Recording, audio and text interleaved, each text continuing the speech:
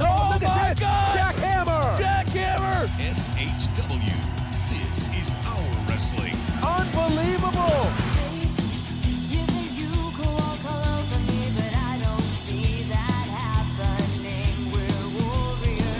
One shot is all Joe Black needed to become the SHW champion. Spear to Hanson! But look, he never dropped his spear. Ooh. You get a moonsault, and you get a moonsault, and you get a moonsault. Would you look at the size of this ham hock? Wow. This crowd is going ballistic. This is insane. And now, the voices of Southern Honor Wrestling, Brandon Benefield and Gerard Bonner.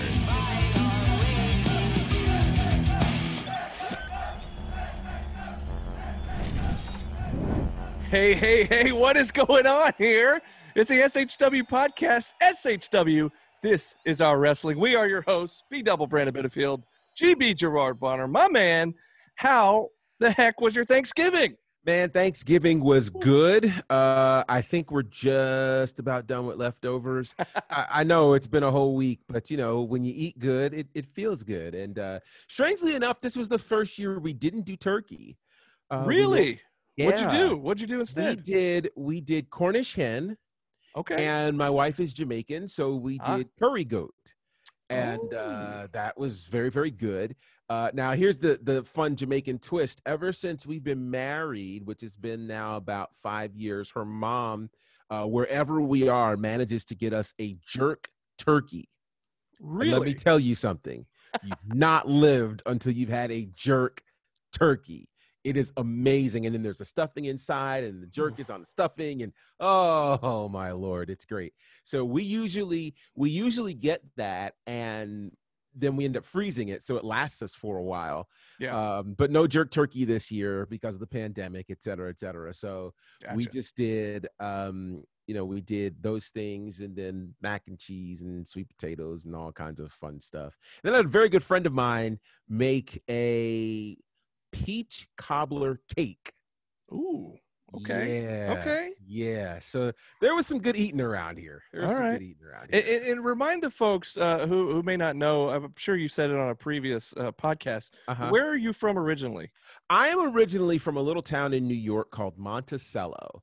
And it's about 90 miles northwest of New York City. Nobody hardly ever knows it. It's in the Catskill Mountains.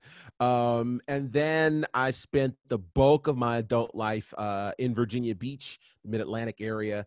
And then, of course, relocated here to Atlanta about 4 years ago. So I've got New York and VA, and we keep moving further south. Okay. The only reason I brought it up is because that's why you called it stuffing and not dressing.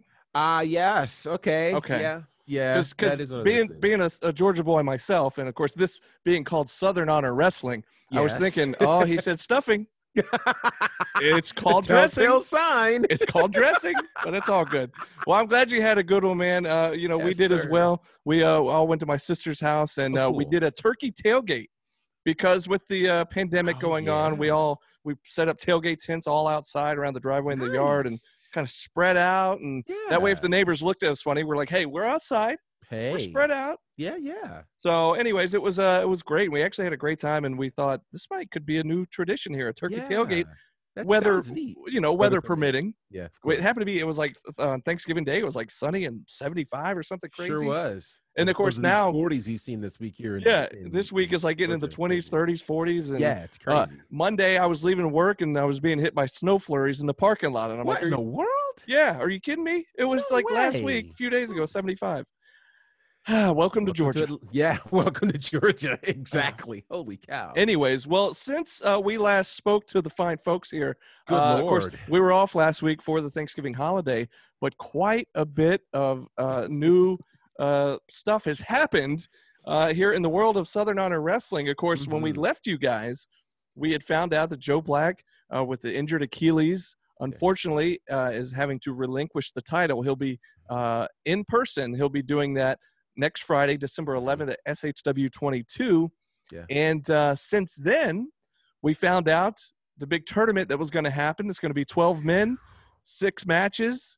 Winners of those matches enter into a six-man scramble that's going to take place at the main event of SHW 22. And since then, we found out what those individual matchups were going to be. So a whole lot to talk about here tonight. And of course, we don't have our usual special guest, but we figured we had so much on the table here to talk about. We don't need a special guest. Let's lay it all out there, man. Let's start out. First of all, these picks. Gary had 6 picks. Dylan had 6 picks. Where do you want to start here? Let's talk about this a little bit. Well, it's funny. It felt like it was the NFL draft or the NBA draft. You know, folks were on the clock. And it's funny because it seems like we were the only ones that were off during the holiday week. I mean, this all happened Thanksgiving week. Yeah. So, I mean, picks were made on Thanksgiving Day, for crying out loud. So it was pretty amazing to watch. But certainly if you guys missed it, we've got the recap for it. Now, I guess we should start with Gary's picks, since he was first, or do we want to go kind of pick by pick for each one? Yeah, we'll go. We'll talk about the different picks in the order that they came in. So, of course, the very first pick for Gary got the first pick. Apparently, they flipped a coin. Although Dylan, I think, called shenanigans on it because I think they did a coin toss over FaceTime or something like that. Something like I'm not sure, but I don't want to be ruffling any feathers here, but something like that happened. But Dylan did not get the first pick. Gary did. But the way they did it would be each day it was like Gary went first, Dylan went first, and then the next day they'd flip. So first day, like versus or something. So the very first day, Gary got the first pick, and his first pick I don't think came as much of a surprise to very many people. Didn't. That first pick, of course, was the one and only Gunnar Miller, who, of course, we saw last battling Joe Black for the SHW Championship. Prior to that match, he had been completely undefeated here in SHW, railroading through all of the competition. And so, you know, even in the light of that loss to Joe Black, I don't think there was any way this tournament happens without Gunnar Miller. I mean, he's got the credentials absolutely to belong in this tournament, besides being, you know, best friends with Gary. His stuff stands on its own. So again, look at what he did to Logan Creed the show before last. I mean, like, we've never seen a match with Logan Creed stopped because Logan Creed was knocked out. So that's a whole nother ball game. And so I think that pick made a lot of sense. It was no surprise to anybody. Gunnar Miller, kind of the first round draft pick here in this SHW title tournament. And, of course, that was answered by Dylan's first pick. You want to share who that was? That's right, the working team captain. You had the people's captain, with Gunnar Miller. Then you had the working team captain, Owen Knight, who many, many people, and I'm not even going to say the U word, because a lot of people call him this, and I don't think he likes it. I think he uses it as fuel to the fire. Like, you know what, I'll just say it so you know what I'm talking about. I don't want to be called underrated, because I just want to show people that I am a top dog in the company. And I think he's got all the makings of being a champion here at SHW. And, you know, it's been all about the opportunity. He was almost there when he was a runner-up in the Rumble Jack. I mean, post-pandemic, it has been a really, really strong time for Owen Knight. He was the runner-up of the Rumble Jack. Of course, he was defeated by Joe Black in the Rumble Jack. And then he's come back on the last show. He had a win via disqualification, but it's a win nonetheless against Austin Towers. So he's really been on a strong trajectory. His match with David Ali, many felt like stole the show, you know, during the anniversary. So really, I think Owen Knight is well deserving of this title opportunity. And I'm very, very glad he was picked so early in all of this. He is more than deserving. Excited to see Owen Knight in this tournament. And actually, then the very next day, so like I said, they flip-flopped, and Dylan got the first pick. And I think he surprised a lot of people with this particular pick. Call it controversial, if you will. And only not due to this guy's talent, because we know he's talented. We know he's a former champion. We know he's got that caliber of competition there. But I'm just telling you, he's been very controversial lately with putting his hands on Susie, putting his hands on you at the show, the last show, and just I'm talking about Ashton Starr, the Prince of Petty here. Yeah, the Prince of Petty is the second draft pick for Dylan. And, you know, here's what it boils down to. We don't pick and make these picks because of personal character. They made the picks simply because of, you know, what happens in the ring. And it's hard to argue with Ashton and what he has meant to Southern Honor in the entire 2-year span. And certainly he is a former SHW champion. We'll never forget earlier this year, the night that he won the title, consequently and subsequently the night he lost the title. But that win was a huge, massive moment, and so many people were pulling for him. And here's the interesting part of the conversation. Like it or lump it, throughout the bulk of 2020, Ashton Starr's name has been mentioned in the title picture for the bulk of the year. And so that's got to be deemed a major accomplishment for him. Part of the PWI 500 this year. He's made an appearance, of course, on AEW Dark. And so it's been a really strong year, notwithstanding some of his other choices, like, you know, hitting women and hitting announcers, none of whom are trained to be in the ring. And so, you know, hey, you know, take all those things away and look at the year that this guy has had. It would be wrong for him not to be mentioned in this conversation, in this tournament. And strangely enough, he gets he's the first former champion picked to be a part of this tournament. So yes, I'm being the bigger man here. Congratulations, Ashton Starr, and keep your hands to yourself. Well, you're a better man than I, because you know, that was... Well, apparently I've been accused of not being a professional, so I need to remind people of how professional I really am. And so, Ashton, I am being a professional, yet in your direction. In fact, on social media, I'm so much of a professional that I implemented one of the things that my mother told me. She said, if you don't have anything nice to say, then say nothing at all. And go back and find my post about Ashton. You can see what I had to say. I remember. You said nothing at all. Nothing at all. Exactly. Hey, well, you mentioned Ashton with his recent appearance on AEW Dark. Well, the guy that he was a tag team with on that episode of Dark was a guy who's also been on Dark a number of times over the last several months. He was Gary's second pick. Mm-hmm. I'm talking about the Savior, David Ali. David Ali, a very interesting choice there by Gary Lamb, another guy who apparently doesn't like me, but that's okay. Again, that's not why people are or not getting picked. Look at what Ali has done in the ring. He's been a major part of SHW the entire time.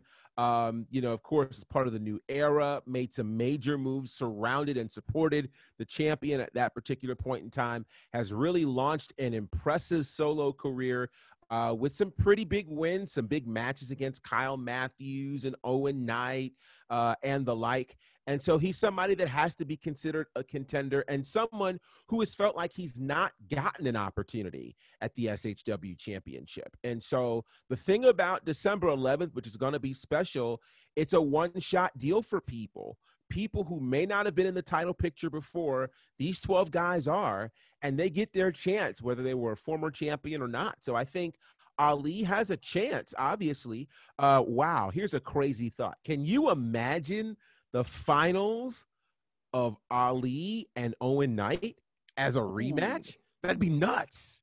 That would be awesome. That'd be nuts. We won't jump ahead of ourselves, but those are so far the first four, and they are pretty impressive. And, of course, with now the backing of this monster, Austin Towers, who, of course, was our most recent guest on the show, it makes David Ali someone that you really have to pay attention to, because with someone like Austin Towers in your corner, it changes the game.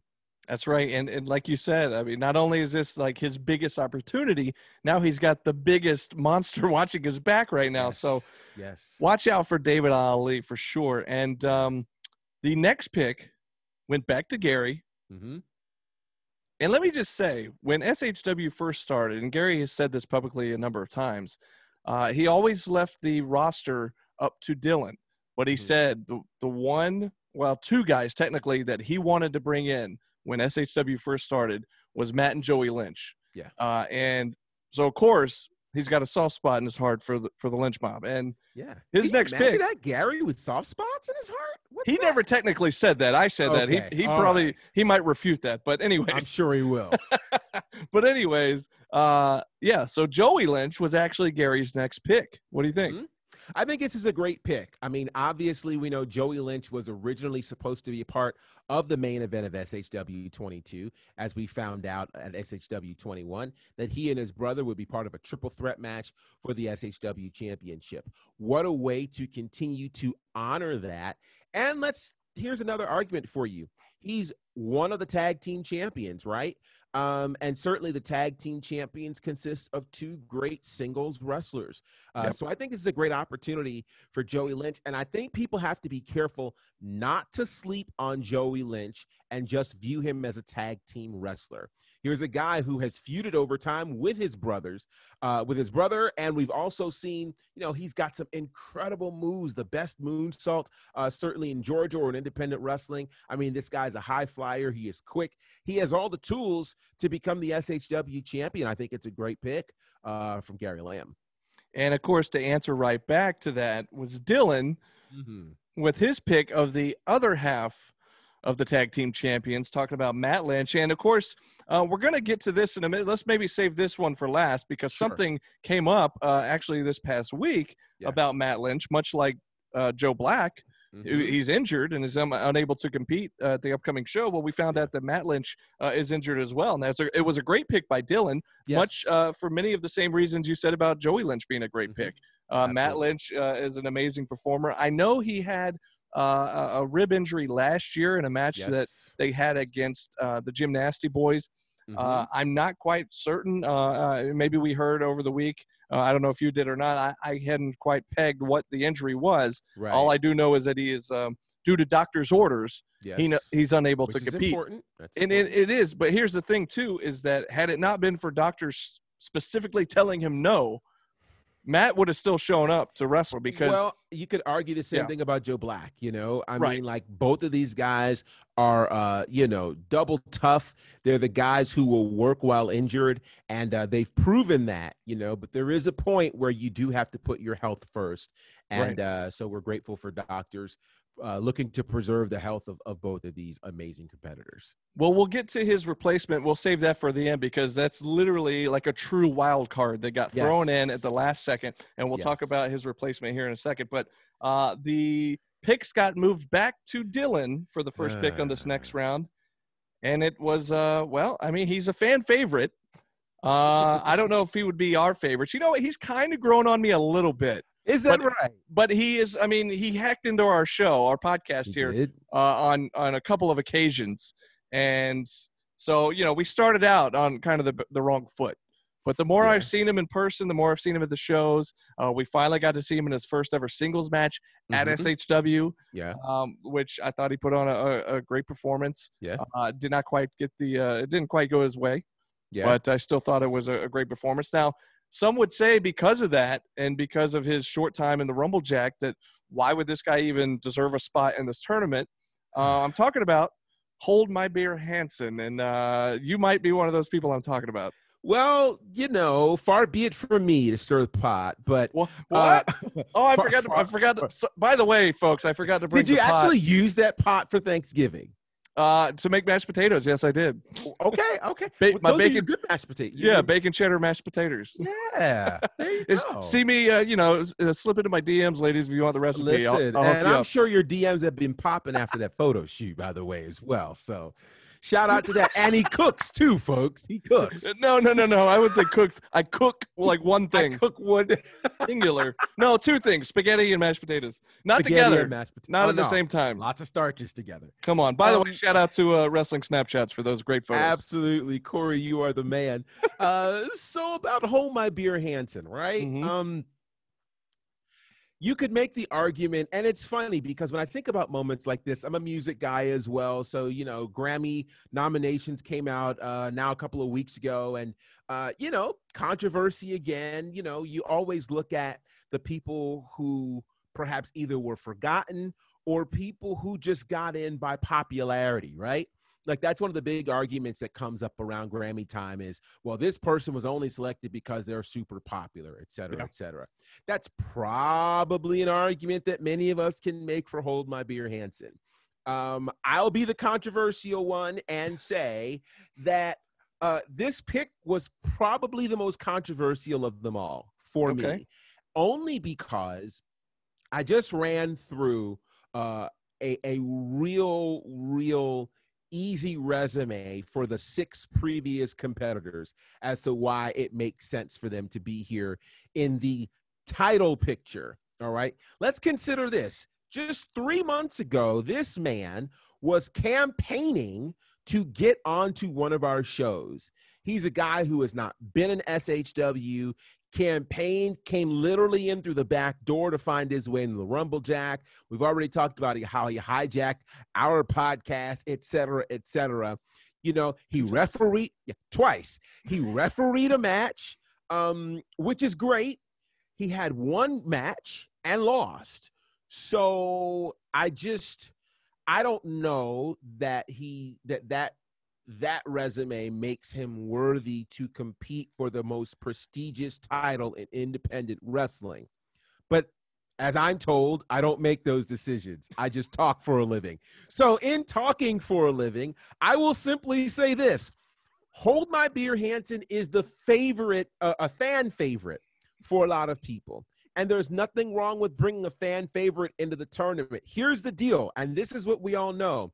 The fans can campaign for you to get in the door. The fans can campaign for you to get into the Rumble Jack. The fans can campaign for you to be a part of the roster. But at the end of the day, you have to do the work. And so, he's a master campaigner. He's a master marketer. But can he get it done in the ring? There will be no excuses on December the 11th. For Hold My Beer Hansen, and he can never now say that he hasn't had an opportunity at the best title in independent wrestling. So congratulations, you made it happen, Hansen. Now, the scary part, I shouldn't call it scary, but he has an equal chance, along with all the other 12 competitors, to be our SHW champion. Well, the thing is, and we're going to talk about the singles matchups. Equal is relative. We're going to talk about the singles matchups later, because if you're watching this, then you've probably already seen all the singles matchups announced. But you haven't heard us talk about it. Right. But if you know who I'm talking about that he's facing, when you said equal, I was like, I don't know. Yeah, equal is relative. Right. But, well, I'll save my commentary when we get to that person. But Hold My Beer Hansen, number 7. Yeah, he's definitely got his work cut out for him. Anyways. He does. And so Gary with the next pick of a guy who's on quite a hot streak as of late. We saw him for the very first time at the first Rumble Jack making an appearance, and then it was a long time before we saw him. In fact, it was a full year before we saw him at the second Rumble Jack making an appearance. And then we've seen him in a couple of singles, three singles matches over the last 3 months where he's undefeated right now. I'm talking about what was it? No Nickname Needed? Was that No Nickname Needed? Chip Day. Yeah. The pandemic has stripped his nicknames. I don't know. But well, what's funny is the first show where he had a match, he had like 17 nicknames. And Diana Michelle was reading out the list of, what'd you call it, a CVS receipt. It looked like a CVS receipt, right? So, I mean, literally, it's, this is like, and again, the music references, but this is like, Hold My Beer Hansen, who just released his first single, has no writing credits, no producing credits whatsoever. And then you get Chip Day, who looks like Quincy Jones in all of this, right? Like, so Chip Day. Just real quick. If Chip, if you're listening to this, I bet you never would have heard a podcast where they would have said that you were the Quincy Jones. Yeah. High praise, right? Very high praise. I love it. I love the comparison. It's just funny. Something you never thought you would hear when you tuned in. These are the things you never think you'd hear in pro wrestling, right? But that's what we do. Now, I think it's hilarious. And here's where the comedy for me comes in, that Gary Lamb would counteract what many might think is such a hilarious pick from Dylan with such an overqualified pick as Chip Day. Chip Day, a 15-year veteran, certainly in the industry, has done pretty much everything there is to do in Georgia and independent wrestling, with the exception of one thing, and that is to win the SHW Championship. Perhaps the biggest thing. The biggest thing, and here's the interesting thing. We talked about Hold My Beer Hansen, who, campaigned and got his way onto the card post-pandemic. Well, Chip Day had not been in the SHW conversation pre-pandemic, but post-pandemic, you could argue that nobody's hotter. He's not lost a match. He was the number 3. He was the third to the last man left in the Rumble, Jack. He won, of course, the match that night to become number 30 to get in the Rumble, Jack, by defeating AC Mack. Here's a guy who could easily find his way in that 6-man scramble and be one of the last 2 men standing. It's an easy thing, and I think Chip Day is one of the strongest competitors to be in this tournament, and by many accounts, he has to be an odds-on favorite. Yeah, I think you're right.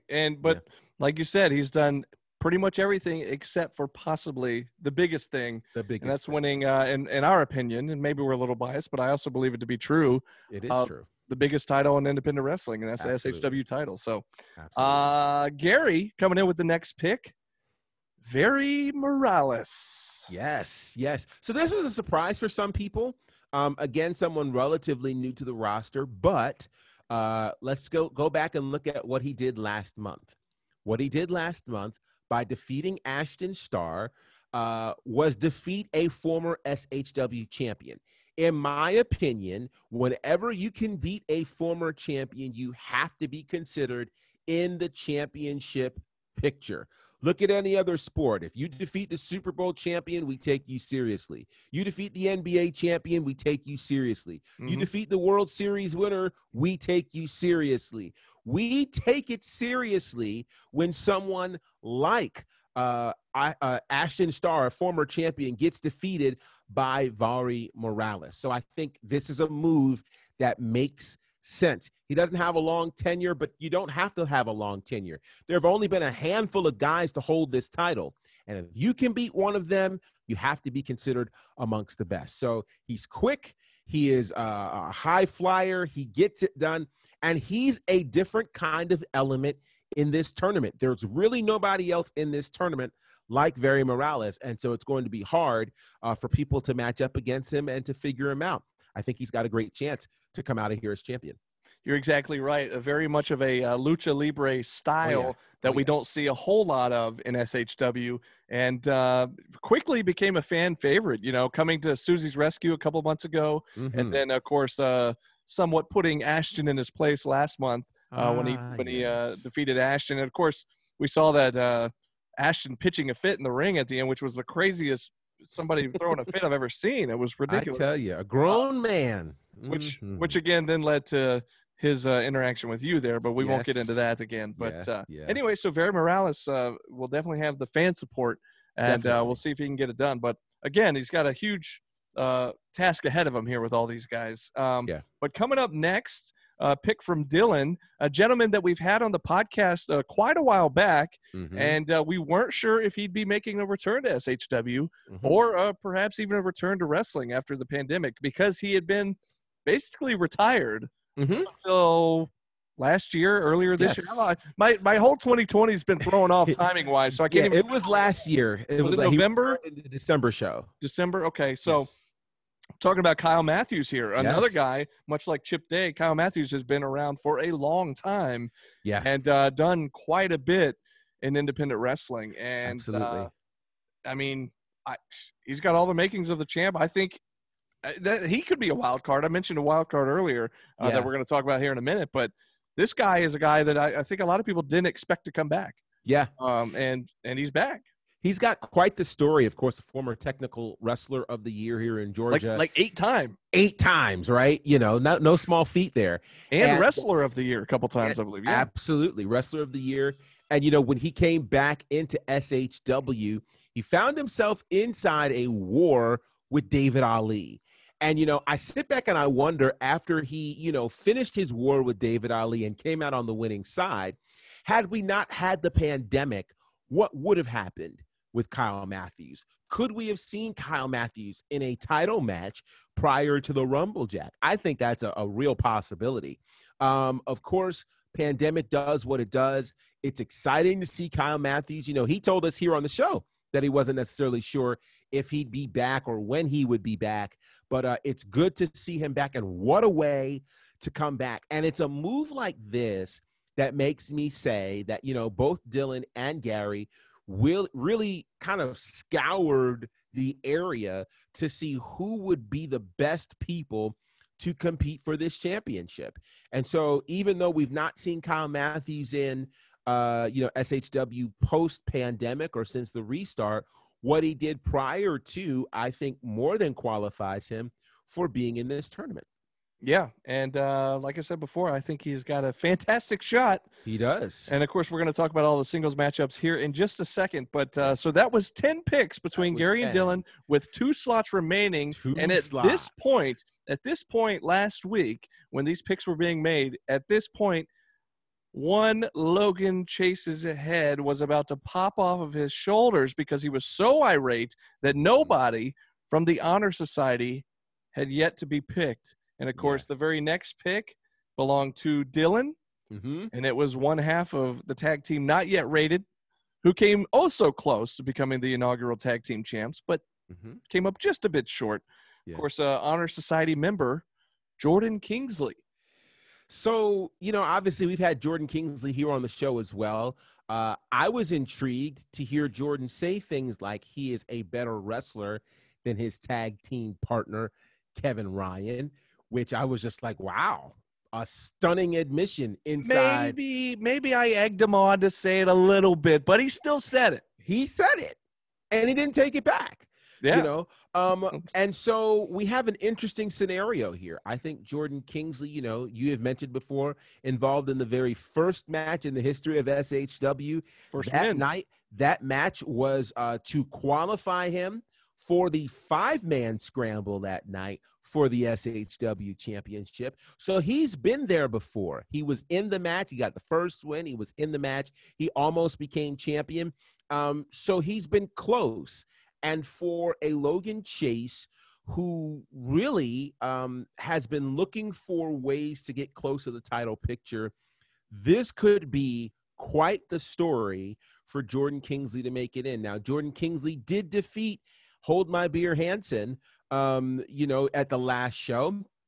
Who knows if he would have defeated Chip Day or not? We'll never know because of what happened there with Hold My Beer Hansen. But the point is, Jordan Kingsley is making a strong case for why he should be in this tournament. I think it was a very good pick on behalf of Dylan. So shout out to Jordan. And again, as I said about Hold My Beer Hansen, for all of the things that our managers can do and the like to get us in places, now it's on you, Jordan. And I think Jordan's driven enough to at least make his way into the scramble, if not win the whole thing. And, we've said this before. I think he's got all the talent in the world. Absolutely. He's got such potential. Yes. Why he decided to align himself with Logan Chase, I don't know. I'm not sure if we'll ever really truly know, but I think, I don't know. I think he's got a chance. He's got what it takes. He does. I don't know if Logan Chase is a hindrance or a help, or I don't know. But anyways, speaking of the Honor Society, the supposedly newest member, as we found out at the last show, when he not only destroyed Huckabee, which shocked everyone, but he also destroyed our ring. He did. And busted up the middle rope there. Logan Chase introduced us all to Cyrus the Destroyer, and that was Gary's final pick. So in the line of controversial picks, Hold My Beer Hansen, to me, was Dylan's controversial pick. I think Cyrus the Destroyer is Gary's controversial pick. And the reason I say that is he literally is brand new to SHW. That would be my only complaint. No, we've not seen him in a match. Certainly he has a resume and a pedigree across the world. Anytime you can find success in Japan, you automatically get my respect.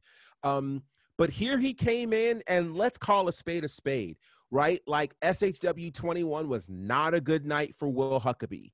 Not a good night at all. He issues this can you whoop me challenge. It gets answered immediately by Pro South's Trevor Eon, who comes in and whoops him and wins. And then he refuses an opportunity to be a part of the Honor Society. And then we get introduced to Logan's newest find, Cyrus the Destroyer, who destroyed Huck, as you said, destroyed the ring, and makes me wonder if Logan would have used him to destroy Gary if Gary didn't make this pick. So this, when you ask yourself, why did Jordan align himself with Logan? It's reasons like this. Because when you've got a monster like Cyrus the Destroyer, you'll do whatever he tells you to do. Right. I'm not saying he backed Gary into a corner. Maybe he did, maybe he didn't. But when you bust the ring, and when Logan threatens to have the whole Honor Society bust up this whole tournament, then suddenly two of his guys get picked. Coincidence? I think not. You won't find me arguing with Cyrus the Destroyer being in this tournament. Yeah, especially with your track record of the guys wanting to get physical with you. I don't know what it is about me, but Cyrus.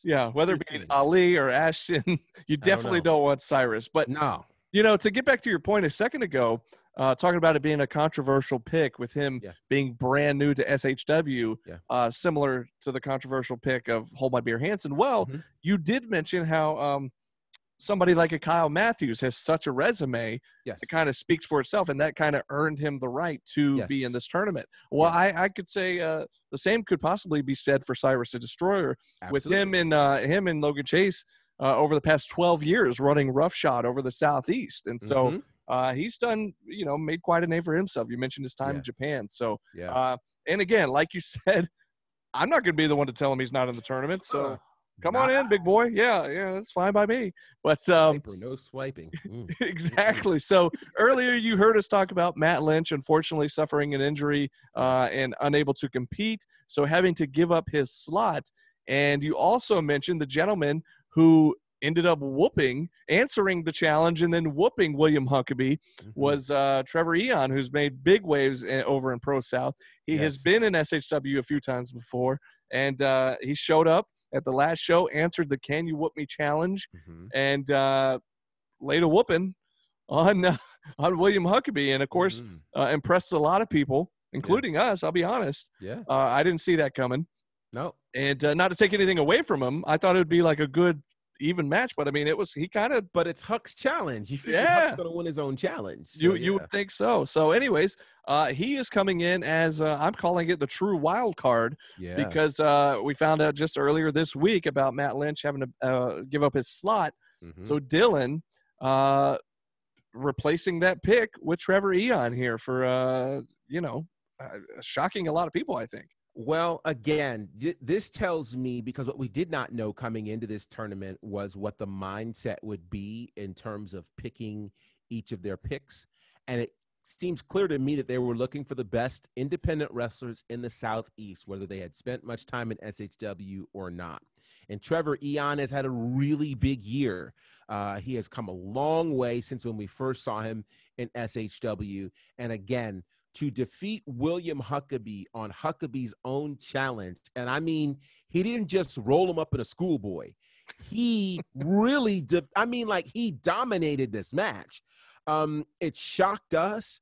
And, you got to think, when somebody from another promotion comes into your house, you would think that, someone like Huckabee, who's somewhat homegrown, would absolutely defend the house.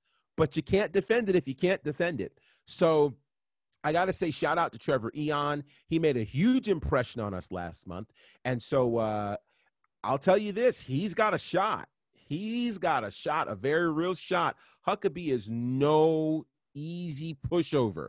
And so I think Trevor Eon is a great pick to make it into the tournament. Boy, it's going to be incredible to see what happens in this tournament. It's going to be unbelievable. You got the big bat, the original Gothic gangster, Trevor Eon, making waves last month. And, of course, surprising a lot of people here with his last-minute placement into this tournament. And before we get into these singles matches, which I feel like we need to take a breath after discussing all the picks. Real quick, while we're taking our breath here, taking a second, let's go ahead and remind everybody, if you didn't check out last month's show, if you haven't seen it, if you weren't there live, you can check it out on IWTV. It's independentwrestling.tv. You can sign up now and get your first 5 days free using the code SHW, and you can see every single SHW show since our very first one. They are all there on IWTV. So definitely want to check that out, especially the ones since we've been back. I really feel like, because that's the thing. There's still a lot of places around the country that aren't back. That's right. And I feel like our shows have been back. Yeah. And we've come back with a purpose. Like, we've made a big impact, I feel like. So you definitely want to check those out. Have we been back 3 shows? Like I said, my whole 2020s. Yeah. So like 2020s. You've had like 3 or 4 shows. So yeah, 2020's been all thrown off. I don't know what day of the month it is, what day of the year it is. No idea. We just know SHW 22 is next week. That's I know we're finally into December, which means 2020 is almost over. Good Lord. Oh. Anyways, definitely check out all of our shows, IWTV. And that brings us to talk about the card that we have lined up for this show. Now, we have our 12 competitors. So let's talk about these matches that have been put in place, starting with before you go ahead. I want to ask you this, though. Yeah. Because once we get into the matches, I know we're going to go away. Do you think that there are certain people who you would have liked to have seen considered in this tournament that aren't there? Well, I almost wondered when it was first announced, before any picks had been made, but when we heard that there was going to be a tournament, I wondered if the past champions would be like a shoe-in for the tournament. Sure. But if we want to kind of, go behind the curtain a little bit, I do realize that scheduling with all the guys might be an issue with the other shows running, and who knows who can make it and be there. And I don't know. I don't know if that came into play, or I don't know if it was just a matter of, I don't care if you've been a champion before, it doesn't matter. We're just going to pick who we're going to pick. So I don't know. I will say, though, that I am surprised that some of the past champions were not on the list. One of those being somebody who made it known on Facebook that he wanted to be in it, and somebody that Logan Chase wanted to be in it, was the inaugural SHW champion, and that being Kevin Ryan. But another one being, AC Mack, Corey Hollis. And after what happened with Logan Creed at the hands of Gunnar Miller, who knows if or when we'll see him back. Right. So, I don't know. Yeah, it's interesting that you mentioned the former champions, and you mentioned scheduling conflicts being what they are. There's a part of me that wonders if champions got an invite to regain the #1 championship in independent wrestling, what wouldn't you do to be there, right? So, there's a part of me that wonders, did they get an invite, or was the case for some of these other folks that were put in so much stronger than these former champions? Corey Hollis, of course, who was suspended on the last show, I don't know if that one-shot deal that was mentioned with Joe Black, means he'll never get another shot, or if it means that, he just doesn't get a shot against Joe Black. I don't know. Right. I think all of those things are very interesting. Certainly the former champions, before we ever knew a list, were on my mind. Obviously, some of them I figured we wouldn't see, like an Alan Angels, who's heavily involved in AEW and the like, though stranger things have happened, right? So he's a little busy with that. He's a little busy. Or it's not a cold, it's a dark time of life for him right now. It's an order that's a little dark, and I don't know. He wears a mask, maybe. I'm speculating. I don't know that it's him for sure, but I just understand he's not the same guy he used to be. Actually, it is him for sure. When they were calling him Five, I was like, okay, so maybe that's not supposed to be him. But then they started calling him Alan Five Angels. Right. Okay, it's him. Yeah, it's him. He's got similar tattoos. I recognize those tattoos. Very similar. Anyways. So yeah, it's interesting to see who will be, who won't be. At one point I thought, perhaps Huckabee could be considered, but certainly you make the argument Huckabee has not won a match all year in SHW. True, but speaking of Huckabee, every time somebody got picked and there was an announcement made, the poster, the card was posted on social media. Boy, did he have some comments. He commented on pretty much every post. I think he commented. Spicy indeed. So, but you're right. You're right. When's the last time we saw him win a match? 2019, right? So, I mean, again, in my mind, and I'm not creating anything, but in my mind, I'm thinking to myself, you're stirring it. I don't know. In my mind, I just, if I'm thinking who ends up in a prestigious tournament, wins and losses would account for it. So where I would have thought at one point, Huck, he needed to win the match at SHW 21 to be legitimately considered. Yeah. Now, in my head, and maybe I'm thinking too far ahead, but someone like an Austin Towers to me is a star. And I just see this as a potential opportunity. Maybe, you know, he's a champion in the making and now wasn't the right time. I don't know, but I would have liked to have seen him in this tournament for sure. And then this is, I know, weird for some, but like a Danny Jordan, like that would have been like, I think, cool. And granted, I know there's controversy about the intergender situation, which I totally get. But it's just interesting. It's just interesting, you know, however you look at it. These are the 12, the chosen few, you know, that are going to get the opportunity to leave out of SHW 22 as the prestigious SHW champion. So now that we know the 12, let's find out.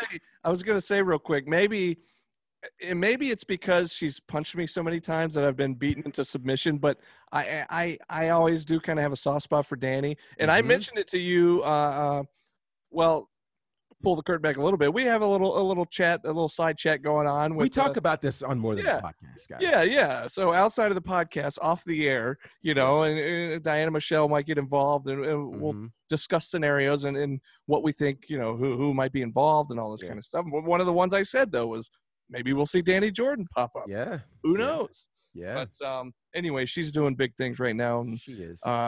Hopefully we'll see her back sooner than later, but we do not know. But again, I think it's because she beats me up so much, and I feel like I have to, you know, say nice things. I don't know what it is. It's probably in your best interest. Yeah, exactly. Yeah. But anyways, so like you said, we've got the match announcements, as you heard earlier or throughout the week, and let's discuss them a little bit. Let's start out with Chip Day versus Kyle Matthews. I mentioned earlier that they both have been around a long time. Both of them have resumes as long as my arm, or like you said, the CVS receipt. Man, and we talked about the technical prowess of both of these men. Like, this match, and we're coming up on the end of the year. Yeah. So it's funny to me because the very first match of the year, the very first show of the year, we had what we thought was going to be the match of the year in January. Right. And here we come in December talking about this match, and actually any number of these matches really, but this one caught my eye particularly. Could be match of the year. Yes. In the last month of the year. Yes. Wouldn't that be something? You know, it's a dream match, and I call it a dream match. Perhaps they've wrestled before, but not in SHW. And I would definitely say this, you know, two guys with incredible resumes. To hear that this is a match that's going to get you into the finals is nuts, because I would anticipate both of them being in the finals. Right. So this is going to be crazy. Honest to God, I think this match alone is worth the price of admission for SHW 22. These guys are going to tear the house down. And I don't know that I have an early favorite, because either of them could get that victory. And you know, we don't necessarily have to make picks, because there's some of these that I don't even I can't even pick. And that's and you're right. That's one of the matches right there where I'm like, I can't even tell you. I can't even pick.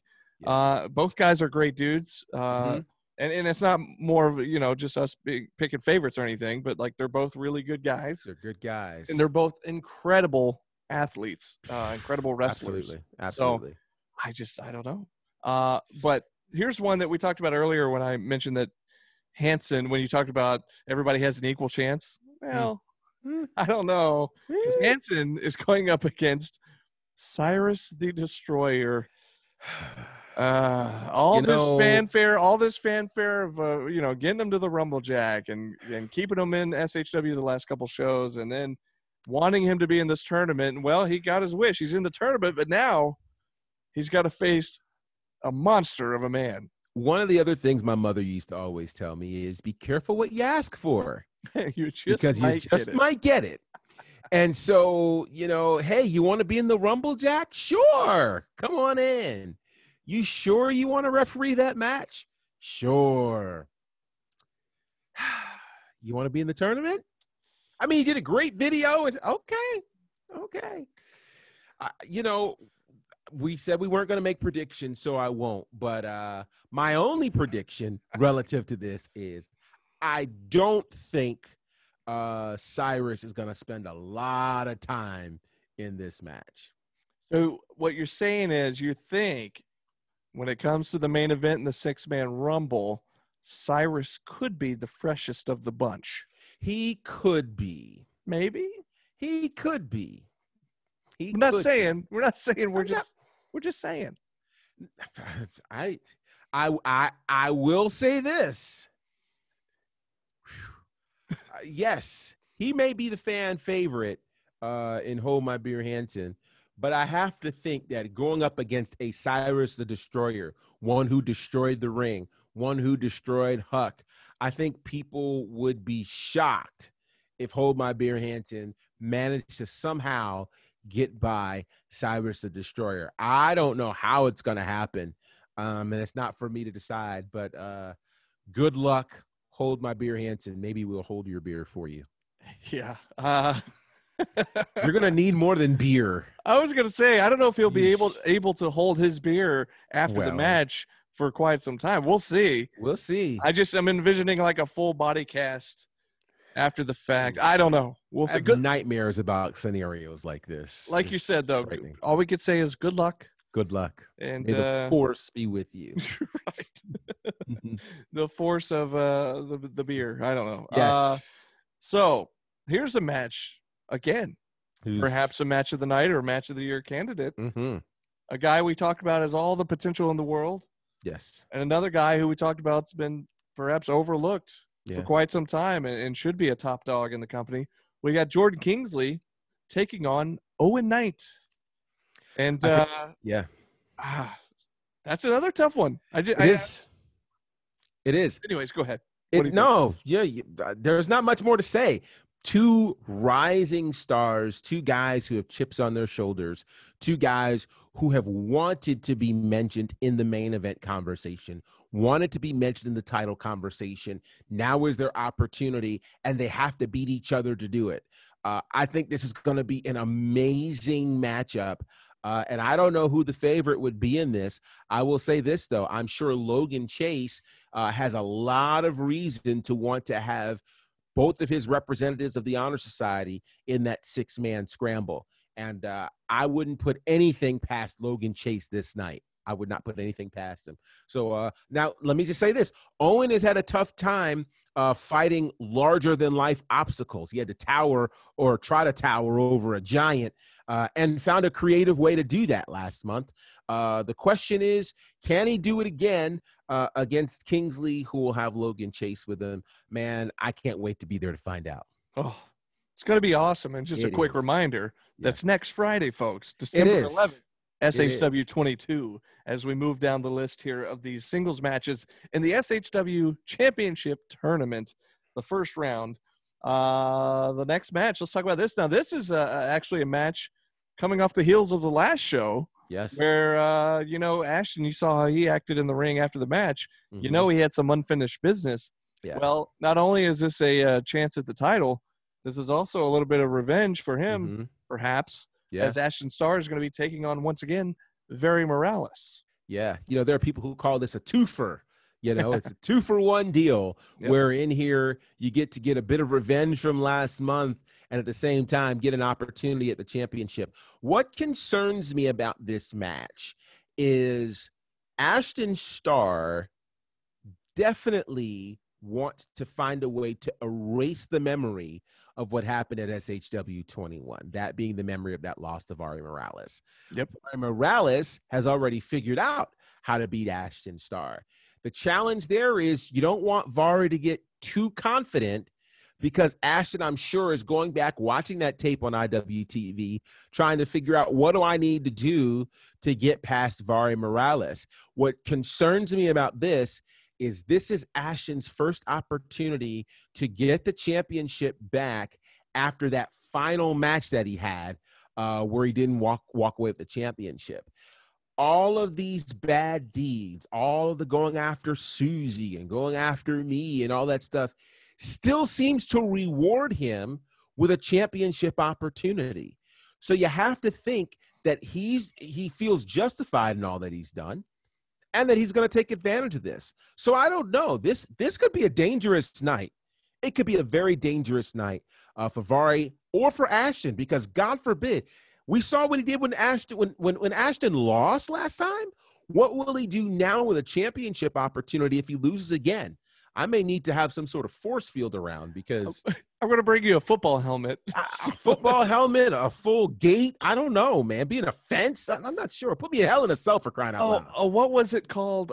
You could probably help me remember this. When Michael Cole was in the little the announcer's pod. What did he call it? He had a name, like the coal mine. He did call it the coal mine. So we have to come up. We don't have to call it the coal mine. We'll come up with something. God, no. We'll come up with some other name for it. But yeah.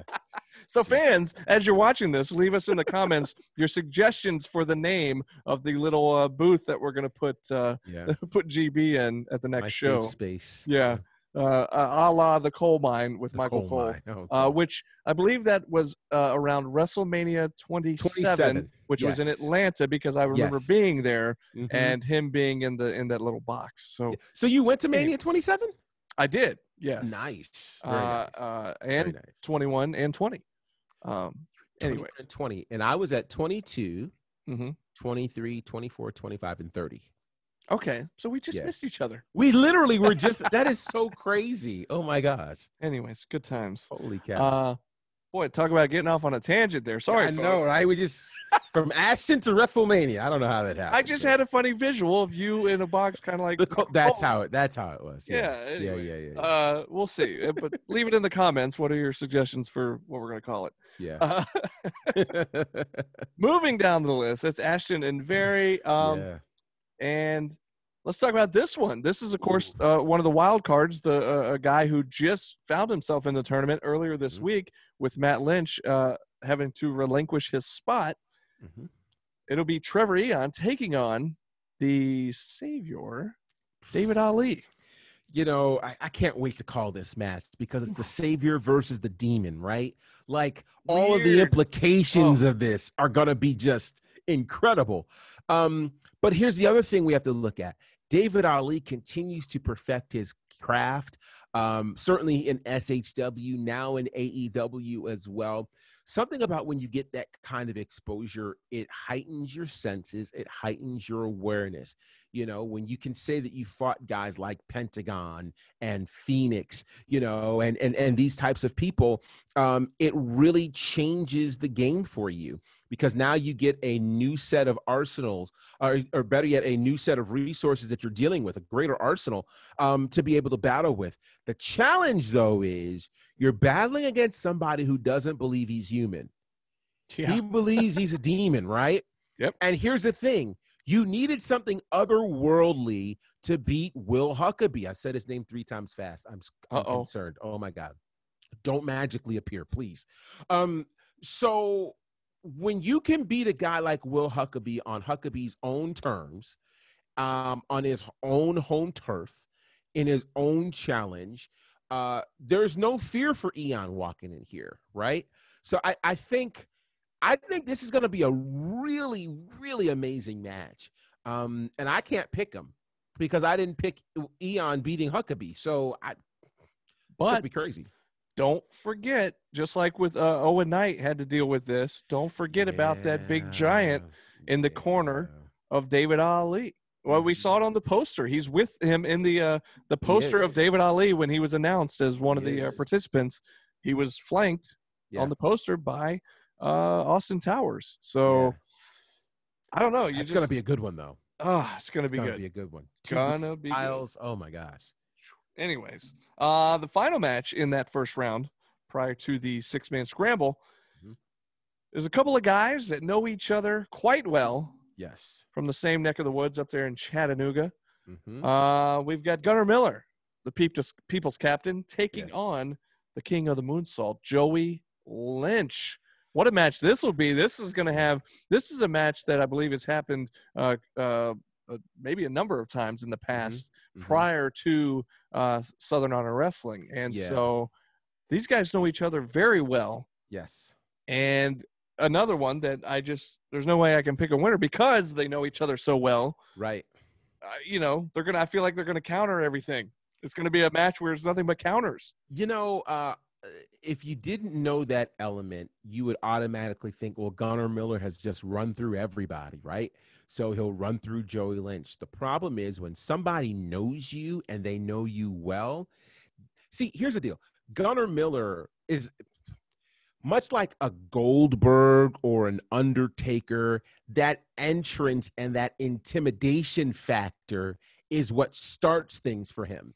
So he usually can intimidate his opponents with his entrance. You know, he makes you wait that long time before he comes out, you know, as the little wicker burns and, you know, they count down the computerized voice and all that stuff. And then he comes in and he's jacked and he's ready to fight. You know, and when you can say, okay, here's a guy who has put down Sunny Days in 2 minutes. Here's a guy who knocked out Logan Creed, you know, and has just run roughshod over everybody and gave Joe Black all he could handle. And we could make the argument, had the Lynch brothers not interfered in that match, it could have been a different outcome. Yeah. You know, they're not intimidated by Gunnar Miller. When you're not intimidated, that takes away an element that makes you now just a normal man. And so I think if Joey Lynch goes into that knowing what he knows about Gunnar Miller and handling him as not just, you know, this monster, but a normal man, I think that's going to chip away at Gunnar Miller and make this an incredibly competitive match. And you kind of touched on it there a second ago. If you'll recall, and again, if you haven't seen it, go check it out on IWTV. At the last show, SHW 21, I believe it was Gunnar who threw Joe into Matt and Joey on the outside. Yes. And in retaliation to that, when the ref was, I think, checking on Joe, Joey popped into the ring, boom, hit Gunnar there, and some would say that might have been what cost him the match. Yeah, absolutely. So there's definitely a little bit of vengeance on the mind of Gunnar Miller there, along with kind of like we talked about with Ashton and Very Morales. Yeah. You want to get a little comeuppance there, but also you've got a chance at the title on the line here. So a couple different layers to that matchup as well. So absolutely. Every single match we just talked about is they've all got these different elements, you know, Yeah, and they do. And numerous matches have the potential to steal the show. Absolutely. The winner of those 6 matches will then meet in a 6-man scramble to close out the show and then crown a new SHW champion. We are guaranteed a new champion. We are. Next Friday, December 11th, SHW 22, as Joe Black has to relinquish the title. So go ahead. So would you explain to people the rules of a scramble match for those who are unfamiliar? Because I think this piece becomes important. Here's where I was hoping you weren't going to ask me that, because unless I missed it, it could have been announced online, and I may not have seen it just yet. But I do not know the exact layout for a scramble. Okay. I'm hoping. I feel like we will be filled in ahead of time so that we know. I'm sure we will. What it's going to be. I probably need to go back. If my memory serves me correctly, and I have to go back to the last scramble, which was the first night, I feel like it was somewhat of an elimination style of. I don't know. I don't feel like remember, it was an though. elimination. I don't remember. So what's funny, what pops in my mind, and this is not going to be what it is. Yeah. At least I don't think. Don't quote me on this, but I'm pretty sure. But remember when they introduced the 24/7 title? They laid, like, was it Mick Foley? I think he just laid it in the ring, and people just ran for it, and whoever could get it won it. We'll see. And technically, you could call that a scramble, I guess. And but I remember WWE's actual scramble. They did that a couple of times during some pay-per-views, and it was a time limit that they had, like a 30-minute time limit, and whoever had the last pinfall walked out as the champion. I think there will be a little bit more of a rhyme or reason. And, you know, obviously we'll have these rules for you next week. Where this is going to be important in terms of strategy is if this is one fall to a finish, You're very concerned with 6 men in there trying to get the one fall, as opposed to an elimination style match that leads us to the last 2 competitors, because now you're looking at endurance. You're looking at figuring out how active and involved do I want to be.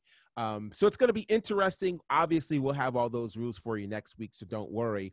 But yeah, what I'd like to know from you guys, we won't give our predictions, but who do you think is walking out of SHW 22 as the new SHW champion? We know it's going to happen. And so it's interesting. We started the year off knowing we were going to have new tag team champions crowned. We're ending the year knowing we're going to have a new SHW champion crowned. Yep. I want to get your thoughts, and I know we do as well. So let us know in the comments wherever you're listening to this what you think, or hit us up at SHW Pod on the socials and let us know what you think in terms of who will walk out of SHW 22 as the new SHW champion. You've got a 1 in 12 chance of being correct. You sure do. And the prize, we will congratulate you on the air.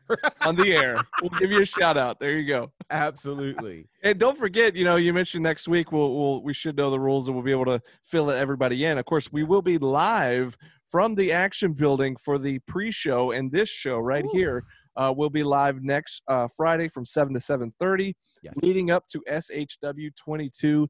It's going to be awesome. Yeah.